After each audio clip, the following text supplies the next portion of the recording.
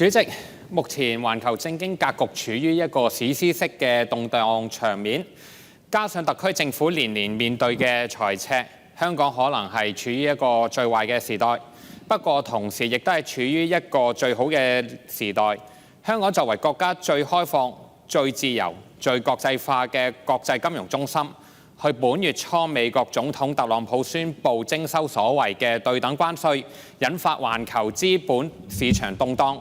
香港無可避免受到猛烈嘅衝擊，但我哋嘅金融體系依然穩健有序，未有出現大幅嘅資金外流，顯示香港嘅根基雄厚。與此同時，去國家持續深化改革，擴大對外開放，有望取代美國成為帶頭嘅全球化領頭羊。香港本身擁有背靠祖國、面向世界嘅得天獨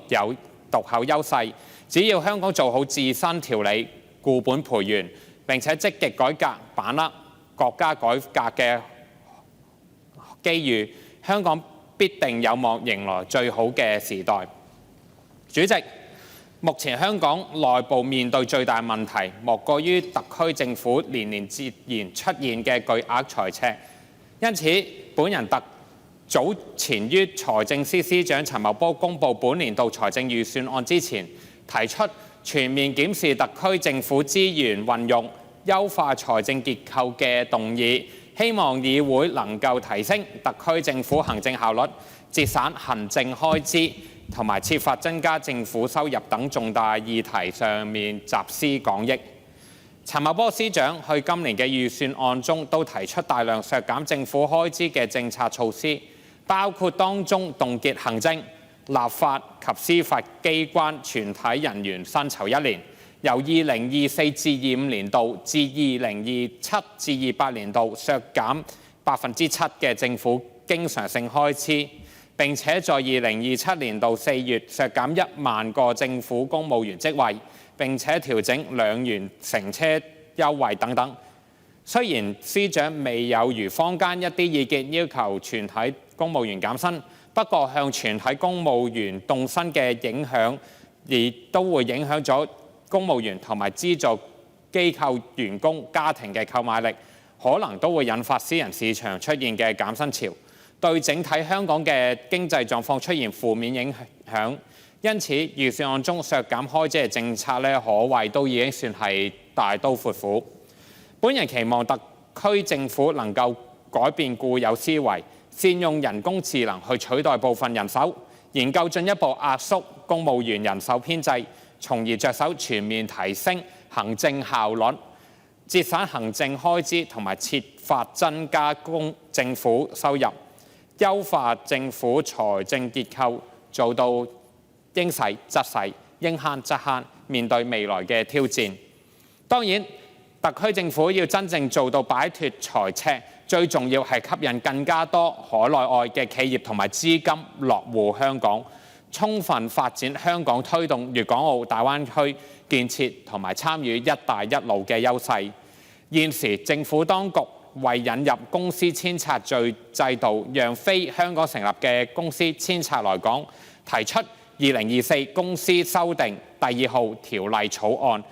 而有關嘅法案已經踏入最後嘅階段，為引入更加多嘅企業來港落戶踏出重要嘅一步。而陳茂波司長去預算案中都提出研究設立科技專線，便利內地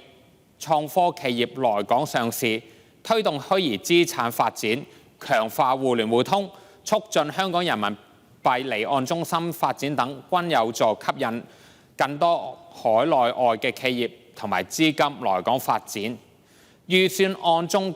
更採納咗本人嘅意見，增加基金同埋單一家族辦公室享有稅務優惠嘅合資格交易種類，呢啲都係值得肯定同埋支持嘅。其中本人希望當局可以把虛擬資產納入去享有稅務寬減嘅合資格交易種類，促進香港虛擬資產及 Web 3.0 產業發展，同時提升香港基金及家族辦公室業務嘅競爭力，並且進一步研究向聯合家族辦公室提供稅務優惠，擴大香港家族辦公室嘅稅務發展空間。最後，我都想探討一下北都發展計劃入面咧，都去未來5個嘅財政年度，每年發債1500至1950億港元，並且積極研究發債一事。北部都會區作為香港推動創科企業最大嘅基建計劃，確保北部都會區嘅建設進度不受特區政府嘅財政狀況影響，如期落實啟用，對香港未來嘅發展至關重要。現時特區政府嘅債務只佔 GDP 11.3%， 即使按照我哋預算案入面嘅發債規模全面發債，最多都係令到我哋嘅債務咧佔 GDP 比率 16.5%， 遠比日本、美國、新加坡等經濟體系 100% 為低，亦都透過發債推動北部都會區嘅發展啦，既可以減少現階段政府嘅開支，又可以提早取回基建項目嘅投資收費，同時可以推動香港債券市場嘅發展，完善香港嘅金融產品結構，可謂一舉數得。對於為北部都會區發債一事呢，我就認為特區政府可以針對機構投資者同埋本地居民等不同嘅需要，發行唔同年期同埋利率嘅中長期債務進行融資。其中機構投資者較為着重長遠嘅利率對沖，可以發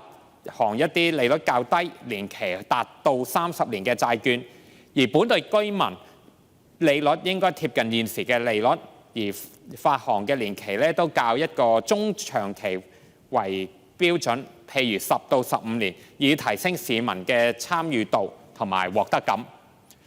主席，目前香港的而且確處於一個較為艱難嘅局面，而日後面對嘅挑戰呢，唔會多嘅，唔會少嘅，只有多唔會少。唔少不過香港我哋都係一個福地，而有祖國去香港作為堅實嘅後盾，令到香港過去克服咗一個又一個嘅難關。只要特區政府做好固本培元嘅工作，並且參與香港社會嘅各界攜手同心，共同努力，把握國家嘅發展機遇，令香港由超級聯繫人全面升級至超級增值人，香港定必面臨更加美好嘅時代。本人謹此陳辭，支持2025撥款條例草案。